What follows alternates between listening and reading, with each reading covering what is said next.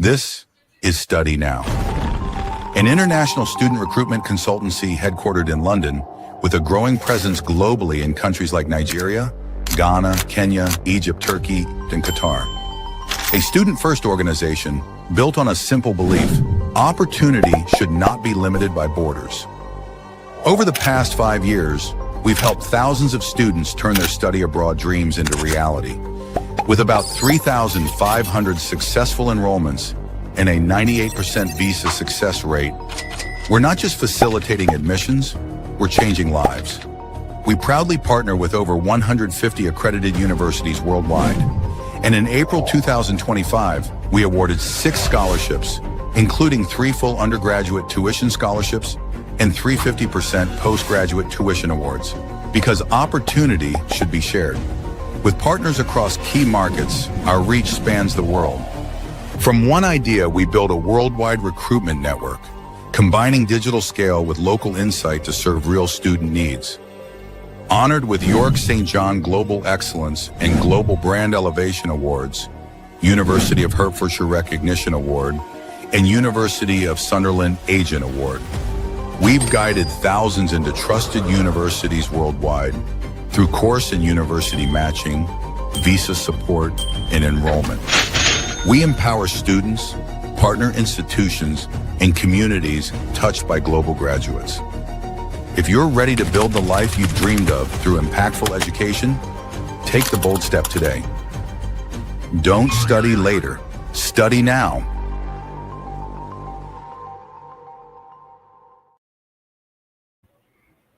Hello, good afternoon, everyone. This is Jordan and Chris. We are representing Study Now, and we do this webinar for you guys because we realize that there are a lot of questions in regards what should I do upon my arrival to UK. So we prepared let's say a leaflet that we will share to you at the end of this section, where you will be informed of, let's say, about some useful links, applications, and some other information that you will need for upon your arrival to UK.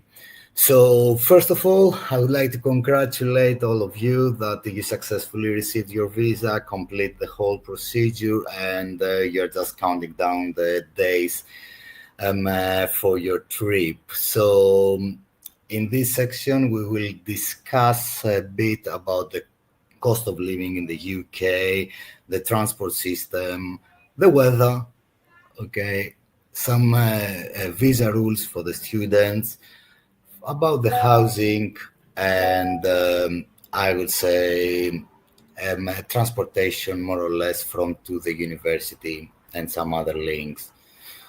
So I will start with, first of all, the documents that you will need upon while you are traveling to UK. So obviously you're gonna need your offer and acceptance letters from your universities.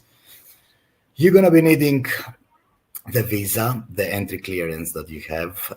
Nowadays is gonna be your e-visa, so just to have it on your mobile. Your academic credentials and language certificates that you, so bachelor certificate, master certificate, higher national diploma, whatever you submit to the university, plus your transcript, along with your English requirements, has to be with you. The original certificates, actually, like your WAEC, NECO, whatever it goes, IELTS, TOEFL, okay? You need to have some, let's say, I will reckon like 6 to 8 passport photos with you, okay? You will need to have the proof of funds, so a copy of the bank statement that proves that you cover your living expenses for your and your tuition fees for this trip. Your travel and health insurance, if you have some, and something quite important, if you're receiving a medical documentation, you will need to have a letter from your doctor explaining the nature and the purpose of your medication.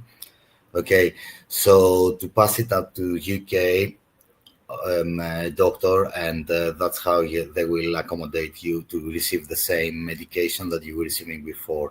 Please If you are coming from a country that your documents need to be translated in English, then please all your documents must be actually translated in English. In addition to that, there are some other documents that you will need, such as your travel tickets, obviously. I will say enough cash with you, at least for your first month. You need to know directions to accommodation and to the university of yours. Some emergency numbers for a worst case scenario to have it on your disposal. And your driving license, your international driving license or your home country's driving license, it will be good to have it with you. Now, Chris is going to talk to us about the weather in the UK and give you some information about this. Yes, please, Chris. Thank you, Jordanis.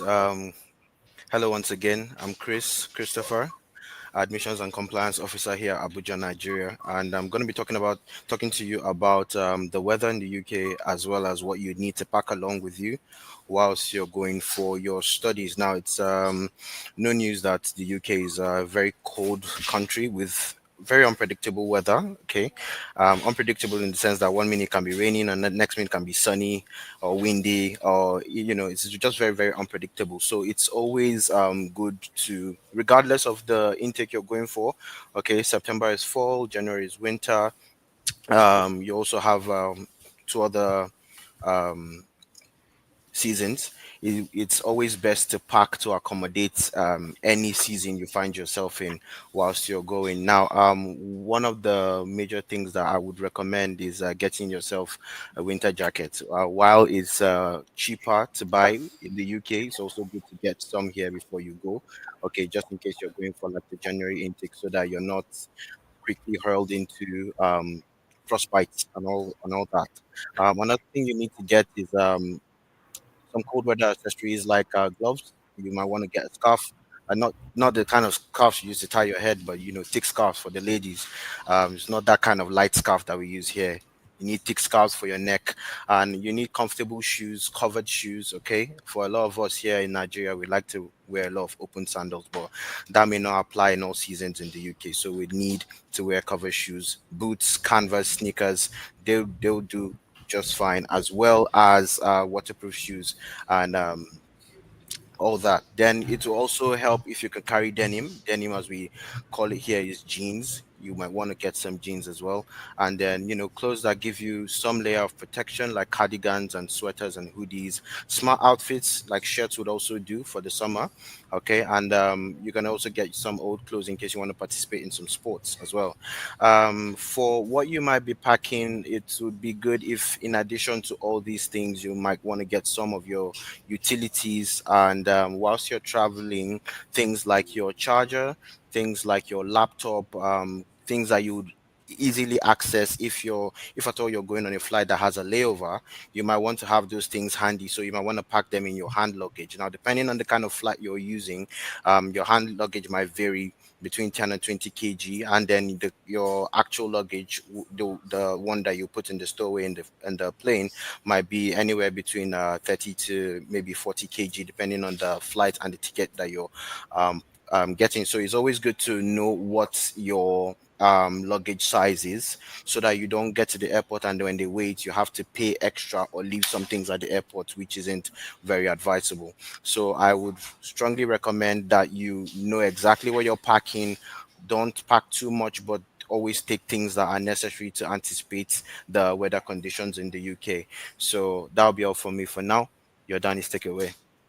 All right. So that's very important for the weather, especially for people that are coming from Africa, okay, because they're used to definitely totally different weather. Even myself, as a Southern European, I was struggling in the UK, so realistically speaking. So that's a very good advice from Chris. Moving on, I want to explain you about some applications that you will need and websites that they will be very useful during your studies in the UK.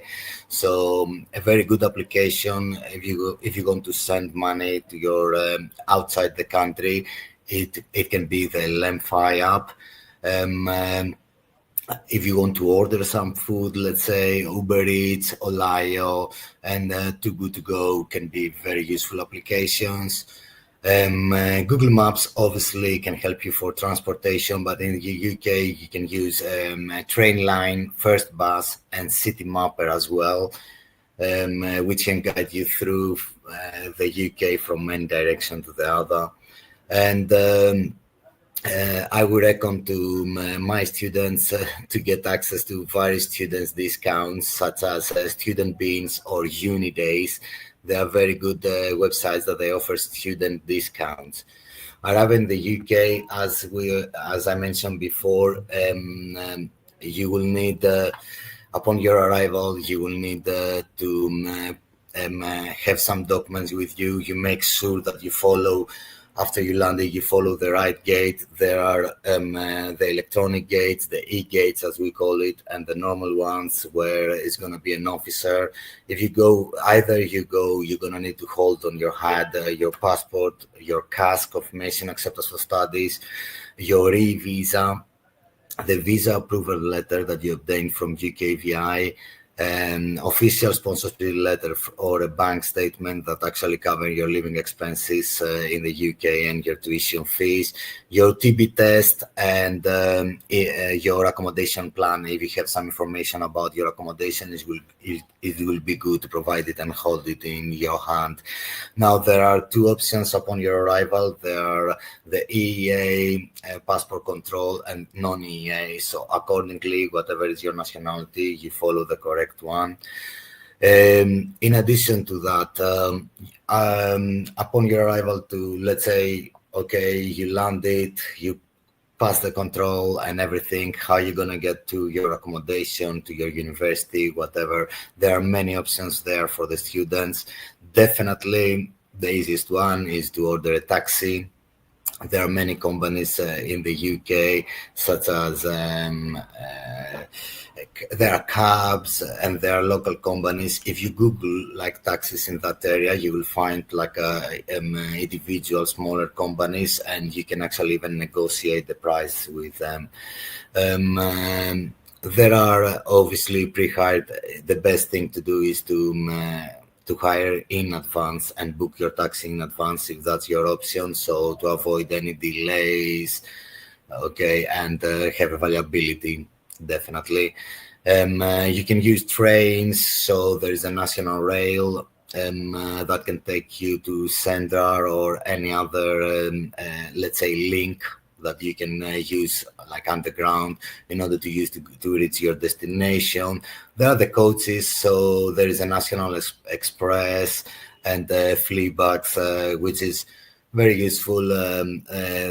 However, they always stop in certain destinations, so make sure that it's quite close to where you are about to go. Obviously, a friend or a family member can come and pick you up. That's the best case scenario, I will say. And there are, and I would like to highlight this one, there are student support teams from the university. So for international students, most of the universities, they have meet and greet, as they call it, services.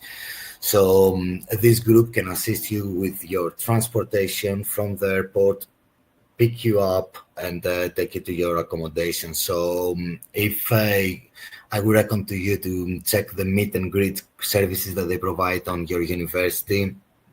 Another thing that I would like to talk about you is in regards to your accommodation.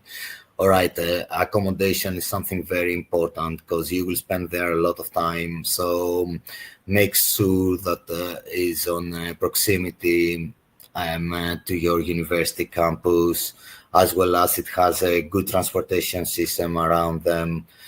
Your room size, if you are renting just a room or the flat, studio, whatever is this, to have a good size so it can be easy for you to spend time there, as well as do all your preparation for the university. To have privacy, that's quite important. To be close to shops and other facilities, to be safe, and to make sure that your tenancy agreement, it's something that you had double check before you sign it up. I will speak about this a bit later. For now, Chris, I'm gonna jump back. I'm gonna jump back to Chris, and he will explain you about a few things about the banking and your money, let's say in the UK, your living costs in the UK. Yes, Chris. Thank you, Adonis. Appreciate. Well done. What we just do quickly is just go through a few things that you might need to take note of before you leave your country for the UK. So, regardless of where you are, there are certain things that you need to start asking or making inquiries about before you make the trip to the UK. Firstly, is the kind of accommodation that you'll be staying at, as Jordanis briefly mentioned. Kind of accommodation you'll be staying at is very, very important. The distance from the school, the proximity to important facilities like your local markets, your pharmacy, um, your rail station, your church, even if you're a religious person, your church, your mosque, or your place of worship, and those things, whatever thing is important to you, but definitely, however it leads up or feeds into your studies, must be considered into when picking an accommodation. Another thing you need to talk about is your finances. Obviously, we come from different countries that might not use the Great British Pound as our local currency, so you might want to consider what it would take to convert your local currency into the Great British Pounds, because it's advisable that you have some physical cash on you while you enter the UK or before you enter the UK, so that you can pay for your accommodation if you haven't, or make certain payments before you open your bank account. It's very useful to have that as well. Also, you might want to just check your health before traveling, okay, just in case you, and if at all you're not covered by the immigration health surcharge or something else, you might want to check your health so that you don't get to the UK and then you fall sick and you don't know how to get medical attention. And then if the NHS doesn't cover you, what are the things to do, what kind of medical insurance can you get, and all that. Also, you need to know what you do, like I said, if you get sick, what the procedure is for getting medical attention is in the UK. These are questions that are important for you to ask as well. And what does it take to, get an appointment with the GP? GP is a general practitioner, someone who is a medical doctor that you see for anything at all before you get referred to a specialist or get advice to run your tests. And then also, what's the academic teaching style grading system in the UK? For us from Nigeria is pretty similar. We model our academic system after the UK, so it's pretty easy for us to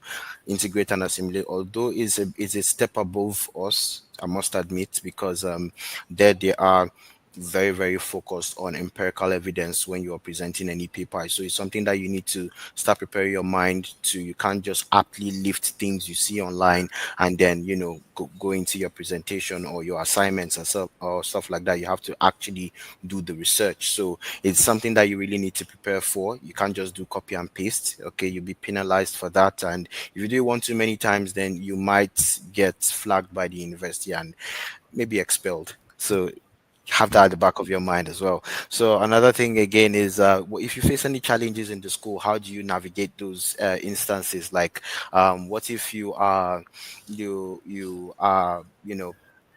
feel unsafe in the school, or you feel unwell, or you're having homesickness, or you feel lonely? What kind of support or services do you need? Like, or what if you were supposed to submit an assignment, for instance, and you couldn't submit your assignment before the deadline, and then you actually had a genuine problem? Maybe they're using Turnitin, and then you, for some reason, you just couldn't access your account to submit your assignment. What are the challenges you notice? So that's something to also take into consideration. And then finally, just how you would integrate seamlessly into the education system. What are the challenges you would face? You might need to be proactive in this regard.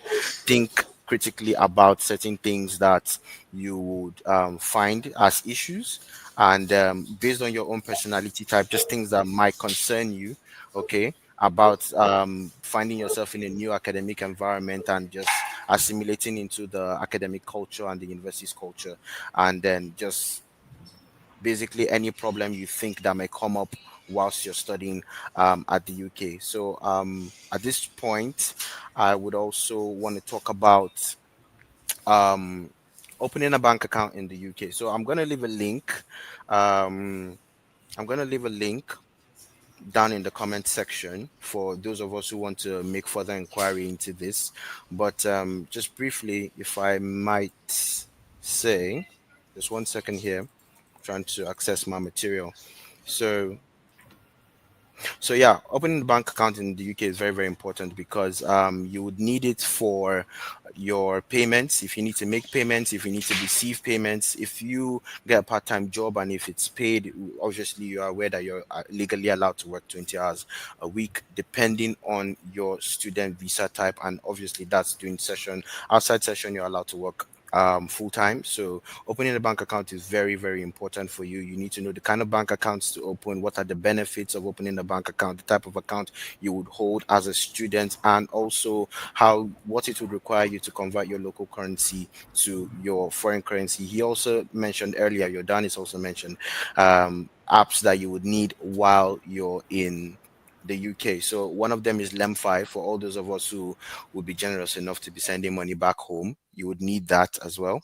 And just basic other questions that you need to know are like, what's the best way to transfer money from the UK back home and from home to the UK? One of the reasons why you need a bank account, and I mentioned earlier, Lemfi. Can you run a bank account while studying in the UK from your local bank? Can it operate outside the UK? Very important thing to note is not all banks allow their clients to operate outside a different country. So this is something that you really need to take note of when you're leaving Nigeria, because sometimes if your bank notices that your card is being accessed from a different country, they may flag it as fraud and block your card, which in that kind of situation may come at the detriment of a lot of things that you're about to do with your money. So it's your money, it's you who's accessing it, but because your bank has not been made aware that you are accessing your own funds outside your country, they would not permit transactions from that account. So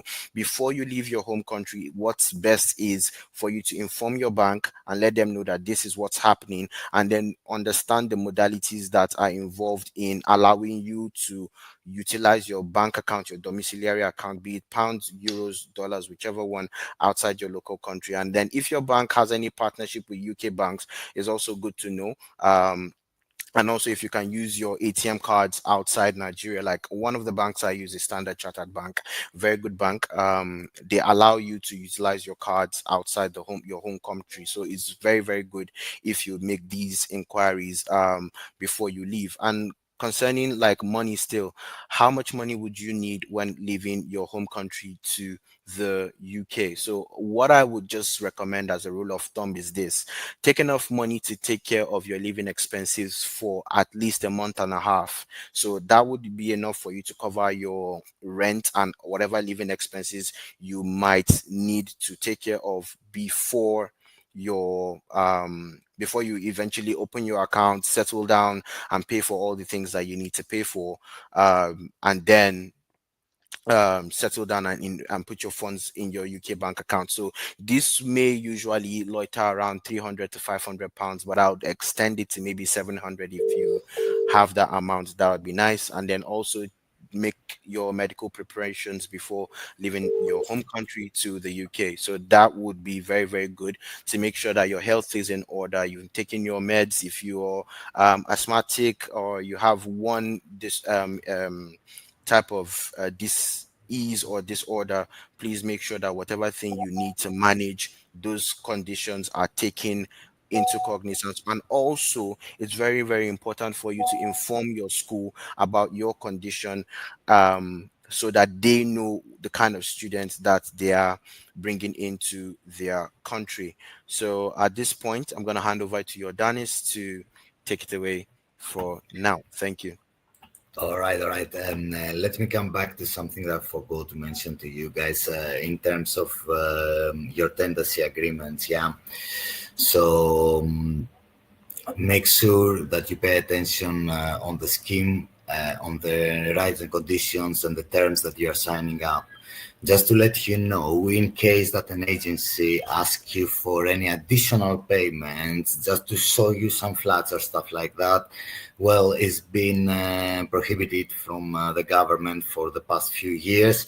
So in case that they are asking you for any additional payments, just because they saw you're an international student, please make sure you mentioned that. Sorry, but I'm quite aware that no additional payments should be done to any agency, okay? Because most probably you will use an agency in the UK. It's very rare that you will find a direct landlord.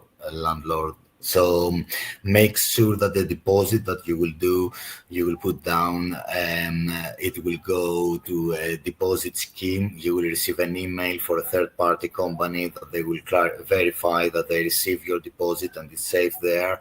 And you will receive your money when you finalize your contract. So in case that you don't receive that within 30 days, that can actually, you might be eligible for 4 times the sum to get back, okay, as per the UK rules. Like another thing that I would like to mention is that please read very carefully your tenancy agreement. Like in the UK, for example, someone who is smoking, most of the time smoking is not allowed indoors.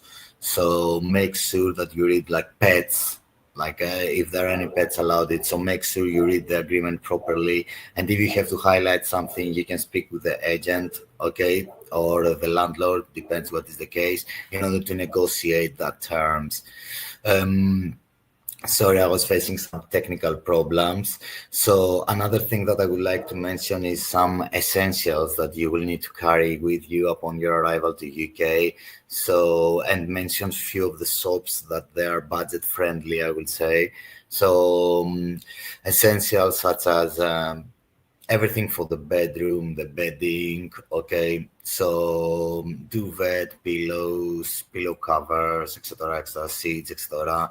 Kitchen essentials like have your mugs, have your plates, some pans that you will cook, etc. So that will be nice to have it arranged in advance. Some toilet and bathroom supplies, cleaning supplies, definitely.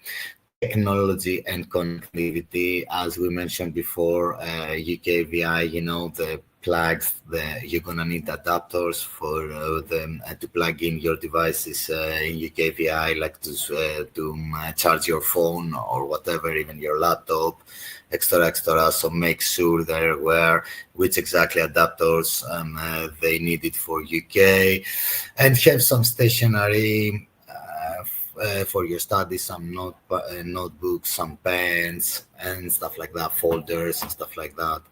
I will recommend get some warm clothes, as Christopher mentioned before. Get some warm clothes, definitely. It's something that you need.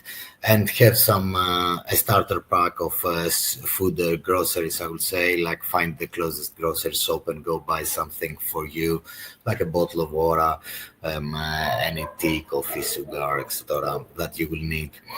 Now, in addition, I want to go back and to the applications, and I would like to explain some of the must applications that you must download and you must have, to be fair with you. Like every university, they have their own application or website where you're going to have your account that you will register there. You can get any information from your timetable,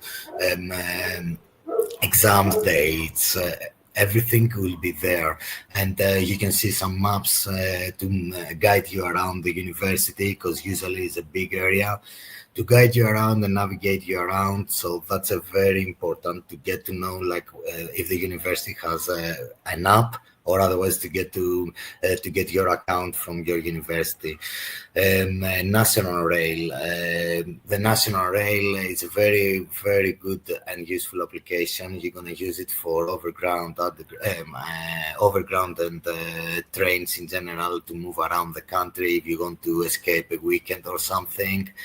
There are applications for either iOS or Android, so regardless what is your mobile phone. The EMED The IMED is the application of the IHS for NHS, sorry, for National Hospital Services, where you can guys get advices, even live from doctors, in case of something occur. You can always log into the application, tell the symptoms that you have, and it's going to be a live chat with a doctor according to the symptoms that you have, or if you have any medical history. Okay, so this is a very useful app. Money budgeting, obviously, as we said before, how to transfer money outside the country. So, and I would like to inform you that we didn't mention before, like for someone who doesn't know, I believe that all of you should know that you are allowed to work 20 hours per week in the UK. So make sure you arrange your bank details. So every employer, if you are going for a part-time job, they will ask you for your bank details and your share code. So your e-visa is something that you must have. You're going to need it to rent a flat, to open an account, to register to the university. And if you find a work in the UK, yes, why not? It will be nice to provide them their share code and the bank account as well. So, and I would like to talk as well about some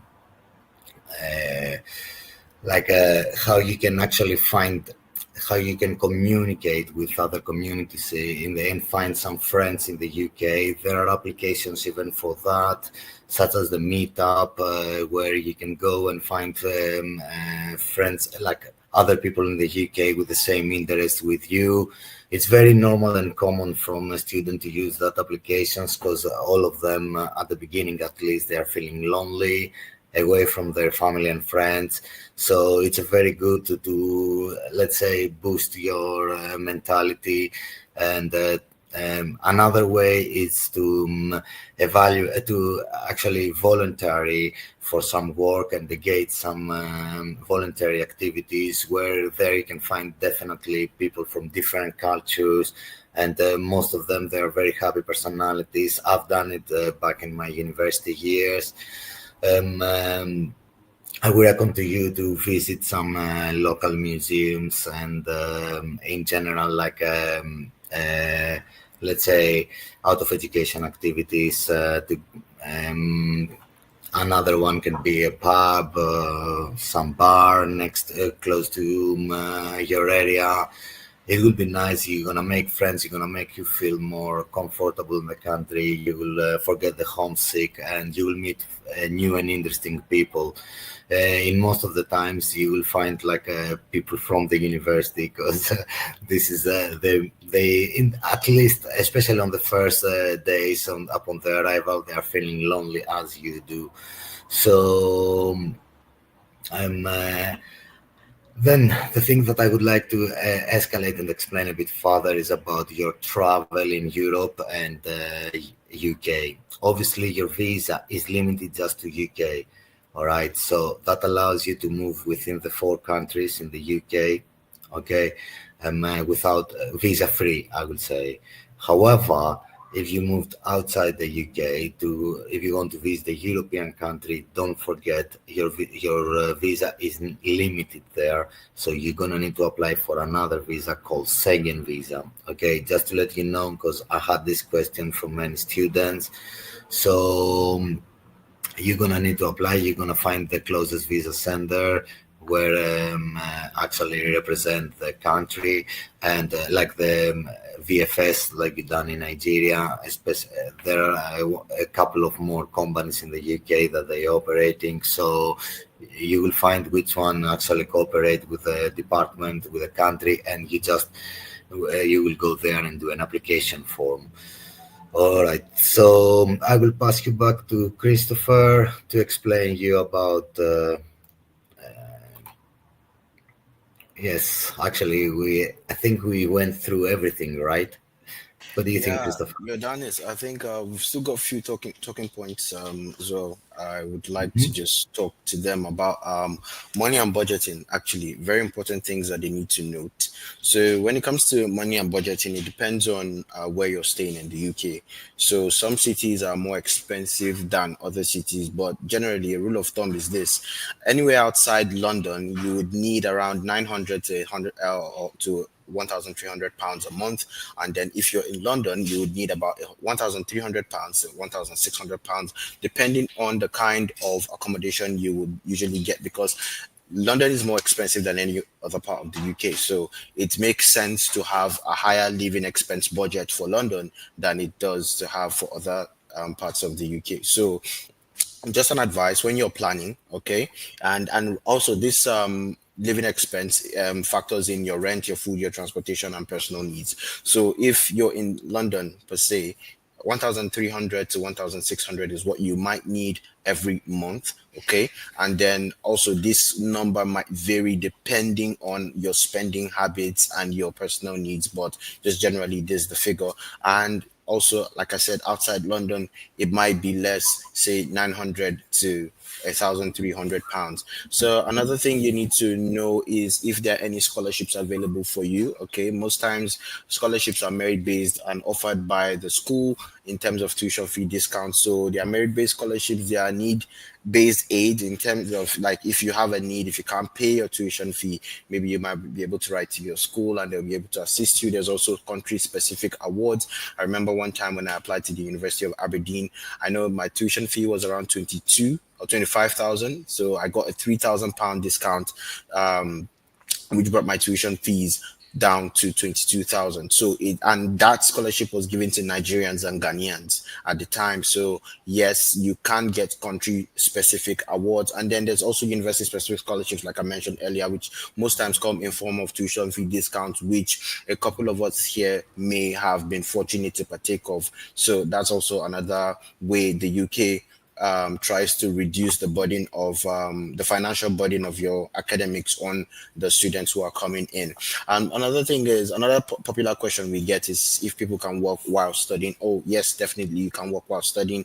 Like I did mention, you are allowed to work 20 hours a week, depending on the type of visa you're on. However, this work should not be towards raising money to pay for your tuition fees. Okay, it's expected that you already have your living expenses, which and your tuition fee balance in your tuition fee, for those of us who have not made the full payment of our tuition fees. So if you've made the deposit of your payment, then it is advised that you would have the balance of your tuition fee in your account and your living expenses for the whole year. And your living expenses for the whole year would be calculated by multiplying your monthly living expenditure by 9 months. That's how you come by your living expense. So yes, you can work in the UK, but you are only limited to 20 hours of work while school is in session, and then you're allowed to work full time on the holidays. And then for career opportunities, yes, there are career opportunities. My advice would be for you to align yourself with any work that feeds into your experience rather than just something that can get you a lot of money. So it makes sense for you if you're getting a job on campus, or if you're getting a job off campus, say you're studying something like say business management, or let's say you're doing a master of law. It would make sense if you did go to intern at a law firm just to see how things work and gain practical experience whilst you're in school. It would also help you to get acquainted with the UK job market as well, and just know what employers are looking for, which will help your employability prospects as well. Another thing you should expect is your lectures and your coursework. How would they be assessed? What are the requirements and what are the criteria? What are things that the lecturers in the UK are looking for? And I'm going to speak as a Nigerian in Nigeria. So I'll tell you this for free. The UK education system, while it's modeled the same way, it's not actually the same standard. Obviously, we did say this during the precast interview. Oh, the UK has higher standard than Nigeria, yada, yada, yada. Yeah, definitely it does. And you see it real time because one thing that they are very keen on is it tests your individual ability to perform academically. So it tests your thinking. Okay, how are you able to reason things? How are you able to think? And one thing that the UK does not like is plagiarism. They don't like copy and paste, which is something that unfortunately is very, very common in this part of the world. Okay, so and that is a show of laziness. So you have to really, really be hardworking. You have to do your research. You have to put in the work. You have to make sure that whatever thing you're writing on, if you're presenting a research paper, your citations are good, your references are good, and they are relevant within the recent scientific time frame for relevancy, which is about 5 years. So if you're writing any paper, obviously, except what is being researched about is very, very immutable, which you can then include old references, but make sure that you do not do any plagiarism. And also, it would also help if you get yourself acquainted with some plagiarism checkers. So when you write your paper, instead of your lecturer telling you, oh, this your work is 20% plagiarized or 25% plagiarized, which is ridiculously high, you might want to do your own plagiarism check for yourself before you turn in your assignment. So you already know that, oh, okay, I really can't do anything about it, but I've checked and it's just 4% plagiarism. Let me see if they accept it this way. 4% is still much, but I mean, it's better than 20% if you hadn't checked, okay? And these are the things that they actually look out for, and it will actually make or break your academic your strength as a student at school. So it's something just to look at and look forward to and just anticipate. And then also know your grading system, know your course units, know the courses to pay. Obviously, you need to pay all courses attention. You need to be very, very serious in all facets of your studies. But however, some courses require more attention than the others. So just rank your academics in scale of preference, as they say in economics. So just do a scale of preference. Know the ones to pay more attention to, know how you're being graded. If you're being graded through research, focus more on your research. If you're being graded based on your exams, focus more on your exams, and then that would also help you.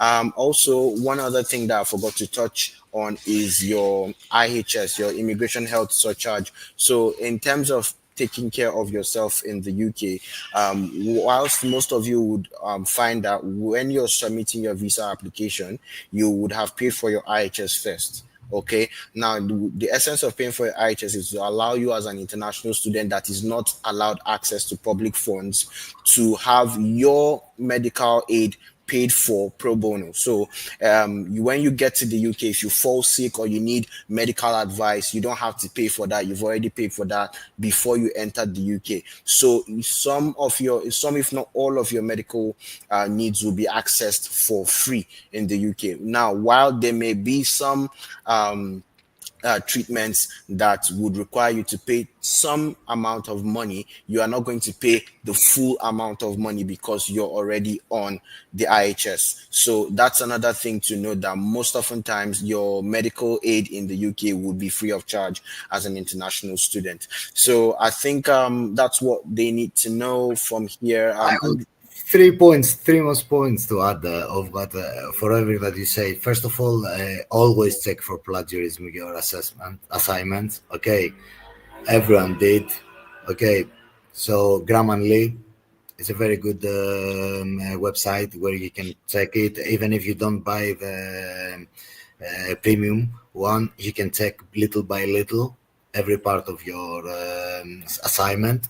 It was very useful back in time for me, at least, and I can see that most of the students, they are using it. IHS, they are covering almost everything apart from dentist. So for dental care, I would reckon go back to your country. It's going to be way cheaper than UK. But in generally speaking, it covers almost everything. So if you feel bad, if you don't like something is wrong, you can even call an ambulance. They will come pick you up, like free of charge. Okay, you already paid your IHS, and that covers everything. And the third one was in regards to employability that you mentioned before. Guys, don't wait till the last month of your graduation. Oh, I'm graduating next month, I will start looking for a job. I would reckon myself, as I've done myself, I would reckon to you, after the 6 months pass, you start looking for a job. If you would like to stay in the UK, it's good to start. Start doing your interviews. All the companies, they will be absolutely fine if you tell them that I'm currently a student and I will go for a graduate visa after that date. Okay, they will fine even to share a contract with you starting from that day onwards after your graduation. So don't wait. It's good to start communicating with companies, sending emails. Go to all the universities. They have like a student support where you can go check your CV, give you some advices for that, and tell you which companies. Maybe they have even companies they already contacted the university and they're waiting a response from them. So yeah, take the opportunity. Don't lose it. So I would reckon after 6 months, you start looking for. If you would like to stay in the UK, please start looking for a job. Okay, that's all I want to add. So as you understand, we reached the end of our small, let's say, it's not a presentation, our small online. It's a webinar. It's a webinar. It's a discussion. We Okay. will share with you then all this information. We call it as Student Survival Handbook. Okay, we will send it to you. You will find all the links that we already mentioned, as well as applications, as well as how to drive around and everything that we mentioned before. So, Christopher, don't study later. Study now. Okay, guys, thank you very much for your time. Appreciate Shall we go on a QA section? All right, guys. So now's the time to bring in your questions. We'll be taking them in. Also, I'm just going to be dropping some links here. You can visit them. They would help you. Okay. I've put two before. One from UKCISA, which is a United Kingdom Council for International Student Affairs, on how to open a bank account in the UK. Another one is talking about 10 things to consider when choosing student accommodation in the UK. So that would help you. So it just summarizes what we've talked about. And then the last one is for your healthcare in the UK. So I've dropped 3 links and I'm expecting questions now from everyone. Please shoot, as they say. I've seen a few questions that people did on the chat. I would like to go through them and give some answers. What do you think, Christopher? Let me start. Let me beat you to it, Jordanis. So I've seen one actually. It says, how can I work with my university? So I'm assuming you're asking the question, how can you work with your university as a student? So you would want to speak with the heads of your student union at your school. Okay, that's very important for you to talk to them about it. They may have some clubs and some volunteer activities that you might be able to do whilst you're at the school. But then if you're talking about working with the school as a full-time role, then that would be after you've graduated, and obviously there's a different procedure for doing that, which the student union will also let you know. You might also want to speak to some members of your faculty to give you more information about that. But I think the best place to start as a student looking for work on campus is to speak to the heads of your student unions and take part in some volunteer activities so that you can get yourself acquainted with people that have the same passion and goals as you do and are intrinsically motivated towards the same things, and then you can build from there onwards. So I think that should answer your question. Thank you very much. Jordanis. I've seen some interesting questions, I'm not gonna lie. One is something that I don't really get it. What are the likely questions asked on POE? POE stands for? POE is a point of entry, like when you are about to enter. Like once you've flown out of your country and you're there before you enter into the country. It happened to me multiple times in many countries. I don't know why, maybe it's my face. But they usually ask you what is the reason of that trip, where, like about your accommodation, where are you going afterwards? Like they want to see if you are aware how to go and where are you about to spend the nights of staying in that country. in your case for your student visa, at least for the very first, that they know that you will not end up on the street, which is very important. They will ask you, obviously, what is the reason of that trip, and they have all the rights to ask you for the documents that you submit on your visa application. And I've seen another question that I've seen it twice, actually, that they are saying about, can I print out the bank statement we used during the visa application? Yes, you can print out the one that you use. However, be aware, like if you applied like early of June, let's say, or July, and then you're going on September, okay, maybe the officer asks you for an updated bank statement, so keep an eye on that. Yes, most of the students, they submit the exact documents that they submitted on your visa appointment. However, I always recommend to be ready instead of surprised, okay? Because they might ask you for a bank statement to see if you're holding the money of your tuition fees plus your living expenses. Another question that I've seen, what about the ebooks?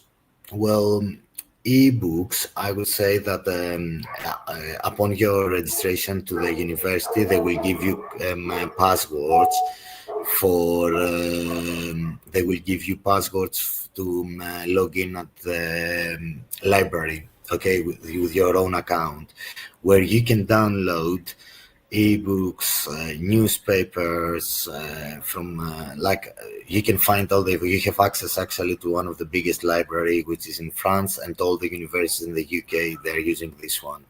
So you will have access to everything academic you want, and fully access, so you can download to make sure before you submit your assignment, check with an application for plagiarism. That's quite important in the UK. That can be a reason to lose the to fail on the assignment. That means that most probably you will need to redo that exams. Okay, that's quite important.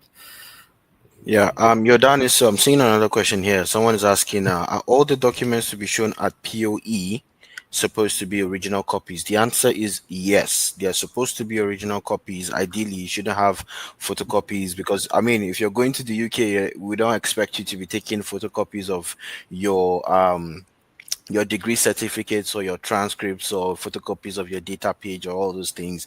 Yeah, because you'll be there for a year and those are your credentials. So you need your actual credentials, because everything you used in your visa application was a digital copy. So this is the one time throughout your whole process where you'd actually need to present your actual documents. So it would make sense to present your original copies, because after now, the next place you might be presenting it is to the school, if at all you're at, or never again. So yes, you would need to provide original copies. Thank you. Well, exactly as you said, like at the school, they're gonna need to provide the original documents. So far, they just show to the school like photocopies, okay, from every document. So at the school for your registration, you will need to provide all your original copies, the original transcript, the original certificate, the original WAEC, okay. NECO, whatever you had. Okay, so yes, you will need to carry your original documents. All right, Jordanis, I don't think there's any question left unanswered. Someone said, can we print out the bank statement used during the visa application? I think Jordanis touched on that briefly, but just to reiterate, yes, you can print out the bank statement, but not the version used in the visa application if the time frame between when you submitted the visa application to when you're entering the UK is beyond 31 days. Okay, you shouldn't use that bank statement again. You should get an updated bank statement ideally to show that the money is still in your account at this time. So that would help. So in terms of duration, I recommend you also just print for the previous 1 month. If the money is still in your account for 1 month and it hasn't been unchanged, yeah, I recommend you do that. Apart from that, Jordanis, is there any other question that you've seen? No, not really. I went through everything and there's no other questions. So if I miss someone, that's a good opportunity. Like, please write it down so it will come as the latest question. Oh, no, right. Not work. Someone just asked another question. Yeah, I can see it even for work references and deployment letters, and not really, to be fair. Okay, this is not going to be under the requirements. For your requirements, just at the airport, you're just gonna need the documents that you submitted for the university to issue you the CAS, I will say. Okay, so the documents under your CAS, so transcript, certificate, English requirements, whatever it goes, the original documents, obviously your passport, okay, and you're gonna need a copy of your bank statement and your TB test. That's the original documents that you will need to have at the thing. For references and employers' letters, they don't usually ask at the airport. It's going to be absolutely fine. This is for assessment from UKVI. All right. Another person said my CAS was sent via email. So in that situation, I just recommend you print out the email. It's possible for you to print out the email. UKVI is already aware of your CAS number. They do have your CAS number, so it's not a problem. Whichever copy you present. Obviously, there's no original copy of your CAS because your CAS was not given to you physically. So yes, in that regard, yes, you can provide a photocopy of your CAS. And once they see your CAS number, they enter it into the system. It brings out your information and your green. So yes, someone is also saying is POF for 1 week enough? This is subjective. I don't recommend it. I would still say stick with the UKVI guideline. Provide a bank statement for 1 month prior to when you're entering the UK. Because what if they say, oh, okay, you've presented a bank statement that just is a week. How about the week before that? Can we see a bank statement for that? What do you do in that situation? So my advice would be to still provide a bank statement for a month if you can. Another person says, can we have any need to photocopy any document like in Nigeria during our programs? To be honest, I don't quite understand this question. Jordanis, what do you think? Myself as well. I was trying to figure out like what do you mean by that? Can we have any need to photocopy any documents like Nigeria doing? Well, Okay. Don't worry. I think I get what the person means. Man, to be honest, yeah, the question wasn't well framed, but I'm assuming because I schooled in Nigeria, so I know. I think I guess what the person is saying. Can we have any need to photocopy any documents like in Nigeria during our programs? I think what the person is saying is during their course of study. Is there any need to make photocopies of maybe your assignments or handouts or stuff like that? Well, to be honest, there may or may not be any need. I can't really predict, but most often times there isn't because most of your work will be done on your computer and there's an organized system for channeling those things. So you wouldn't really be doing a lot of pen on paper assignments. So most times when they give you you're making a presentation and you're uploading it to a server where your lecturer would receive access and send back to you with a feedback. So there may not be any need for you to print out anything at all during your stay in the UK. However, if there is any need for that, there would be facilities or equipment that will allow you to make photocopies of said documents. Like if you go to your school library, if you go to your student halls in your dormitories, there would be a printer facility that will be free to use. So yeah, definitely you can make photocopies. If that answers your question, then I think that's good enough. Yeah, I think they just want to say like why we do in Nigeria, like we will need to photocopy any documents while we're studying. Well, most of the time it's gonna be everything digital, okay, but there are copies that you will need to do. For example, I remember some assignments, most of the tutors, they used to want it through an email, but there were some of them that were asking us to go to the lobby and submit them there. So it's up to, I would say, it's up to the tutor, okay, and what they want to do. So yeah, I've seen some others they popped up like. Yeah, I think the session is becoming active at the latter stages. What do you think, Jordanis? Must we print out the statement when we're expecting to pay the balance for our tuition deposit? Well, this is better to speak with your counselor because every university, they have different rules.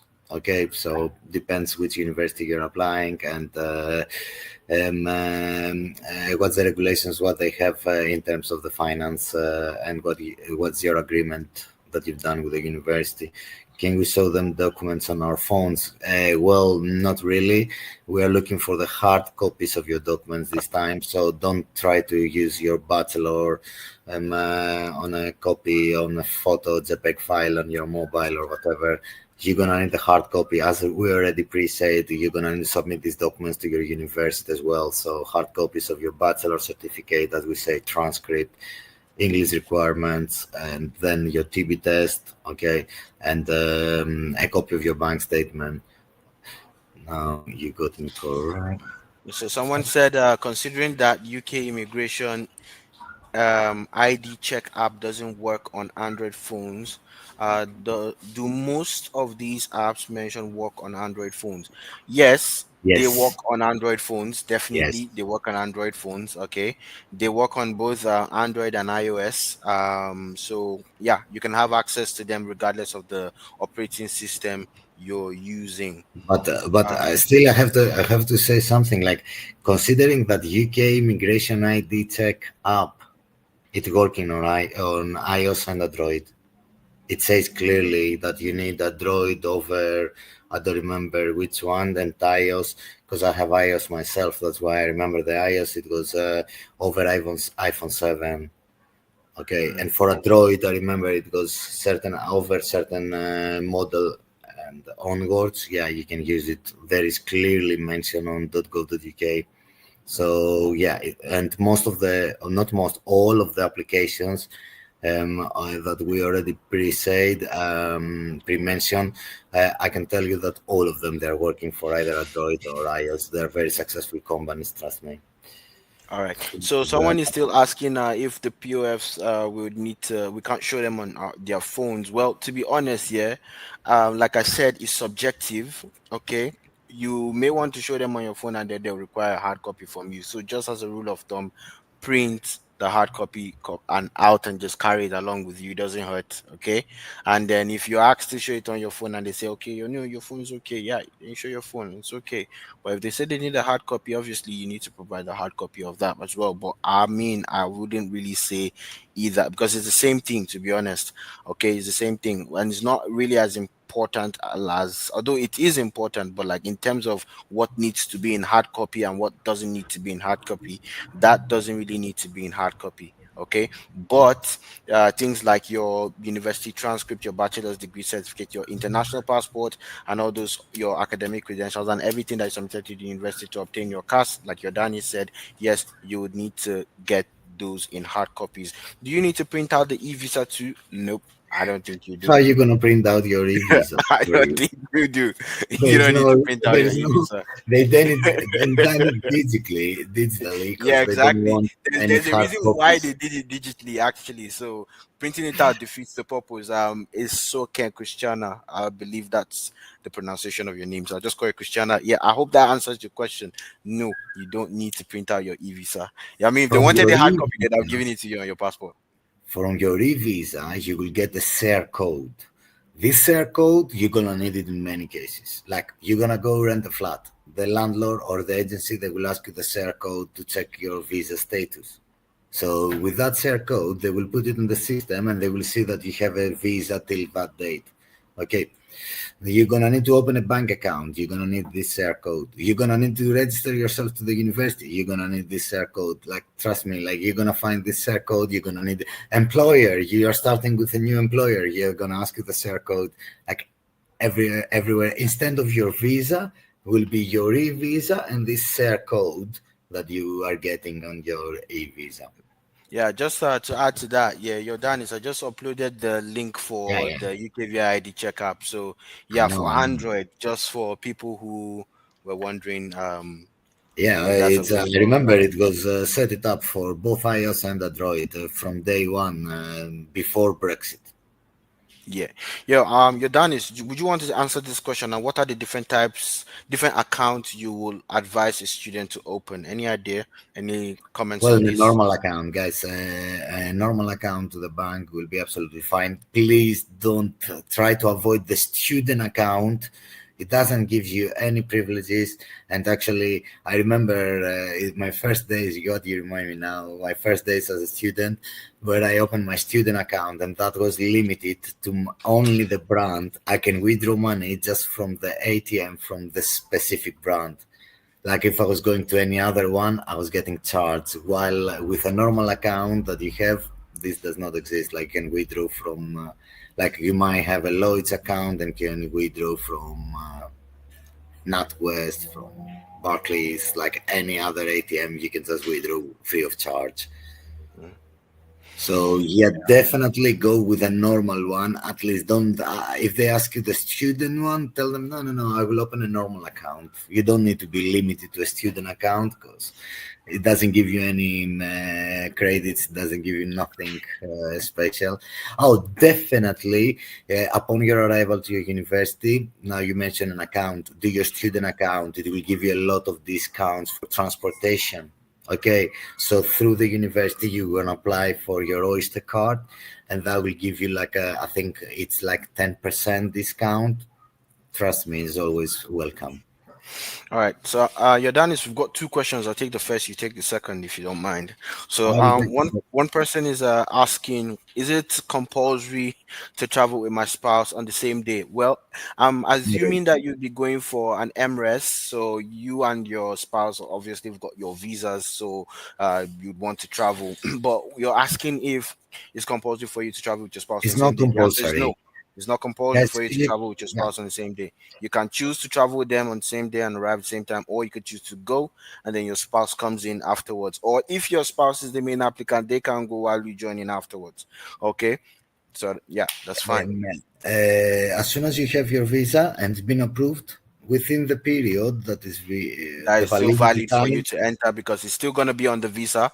You're still going to see it on the visa. I think it's about 3 months. Yeah. So yeah, you can go in and out as many times as you wish. Like. So yeah, exactly. And I reckon upon as soon as you receive the notification email that your visa is successful, you can do your e-visa and finish. That's all you're gonna need in and out the UK. Yeah. So Andre, we've got you're done with one more question. Yes, it's the same share code. It's gonna be the same. You don't create it. It's the same. It's the same one. Every time you're gonna log in, it's gonna be exactly the same share code. You just need to share this code with like a employer or whoever is asking you. With this code, they will be able to check your visa status. Okay, so they will see that you have a student visa or a working visa, whatever is this. Like I have the same myself. So I log into my account, I can see my share code. This is what I needed to share, like as European after the Brexit. Okay, so it's always the same, guys. You just need to log into your account. They're always asking you like your passport, phone number or email to get verification that you've already registered there. Oh, and something else. If you register your e-visa account with your local local phone number, okay, make sure you have this number, because if you want to change it, you're gonna get a verification code in this, and then you're gonna add the new phone number that you would like to add on your account. The same you can do with your email, so you must have access to that email if you're going to change the email address that you already registered. So you can even change login later on and change the information that you put, but it always always you need to have the previous mobile, the previous number that you register, and access to your previous email. Thank you for denying all this. Yeah, thank you. You all deserve an Oscar. Oh, thank you, guys. The Oscars for acting, man. We're not acting here anyway. We're not acting. We're just ourselves. The real stuff, man. Real stuff. All right. So I believe we've exhausted all the questions we've got for today. It's been an interesting session. Hey, Yordanis, what do you say? Definitely. And yeah, as we always say, Chris, don't study later. Don't study later. Study now. All right. All right. So thank you. Take it away, guys. Cheers. Bye-bye. Have a lovely day. Bye-bye.